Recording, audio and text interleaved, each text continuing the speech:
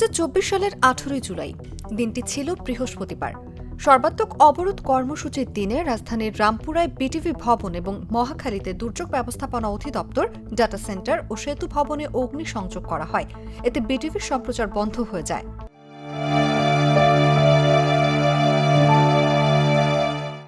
মিরপুর, মহাখালী, বাড্ডা সহ আরও কয়েকটি এলাকায় পুলিশ বক্সে আগুন ও ভাঙচুর করে আন্দোলনকারীরা। উত্তরা পূর্ব থানায় আগুন ধরে দেয়া হয়। বৈষম্যবিরোধী ছাত্র আন্দোলনের পূর্ব ঘোষিত কমপ্লিট শাটডাউন কর্মসূচি ঘিরে আইনশৃঙ্খলা পরিস্থিতি স্বাভাবিক রাখতে এদিন ঢাকা সহ সারা দেশে 229 প্লাটুন বিজিবি মোতায়েন করা হয়। সে সঙ্গে ডিএমপি অনির্দিষ্টকালের জন্য রাজধানীতে সভা সমাবেশ নিষিদ্ধ ঘোষণা করে। এদিন বেলা 12টা থেকে গভীর রাত পর্যন্ত ঢাকার সঙ্গে দেশের অধিকাংশ জেলার রেল যোগাযোগ বিচ্ছিন্ন ছিল। রাত 9টার পর থেকে ইন্টারনেট সেবা পুরোপুরি বন্ধ করে দেয় ফ্যাসিস্ট আওয়ামী সরকার। 18 জুলাই বেলা 12:30টার দিকে রাজধানীর যাত্রাবাড়িতে হানি ফ্লাইওভারের টোল প্লাজায় আগুন দেয় আন্দোলনকারীরা।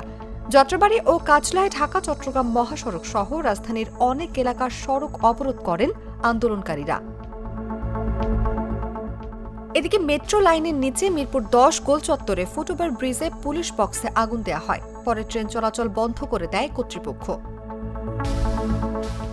কমপ্লিট শাটডাউন কর্মসূচি চলাকালে রাজধানী ছাড়াও দেশের বিভিন্ন জেলা ও উপজেলায় আন্দোলনকারীদের সঙ্গে পুলিশের সংঘর্ষের ঘটনা ঘটে। অনেক জায়গায় আওয়ামী লীগ, যুবলীগ ও ছাত্রলীগের নেতাকর্মীরা আন্দোলনকারীদের উপর হামলা চালায়।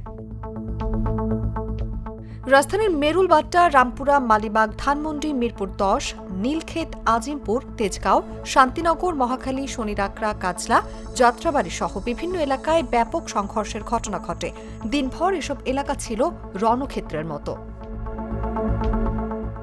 এদিন রাজধানী ঢাকার 24 জন, চট্টগ্রামে ও নরসিংদীতে 2 জন এবং রংপুর, সাভার ও মাদারীপুরে 1 জন করে নিহত হন। নিহতদের মধ্যে 11 জন শিক্ষার্থী ছিলেন। দেশের বিভিন্ন স্থানে সংঘর্ষে আহত হন প্রায় 1,500 মানুষ।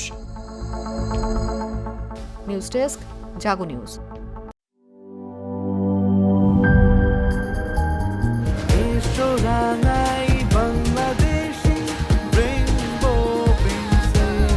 রেইনবো পেইন্টস, ছড়াও জীবনের রং।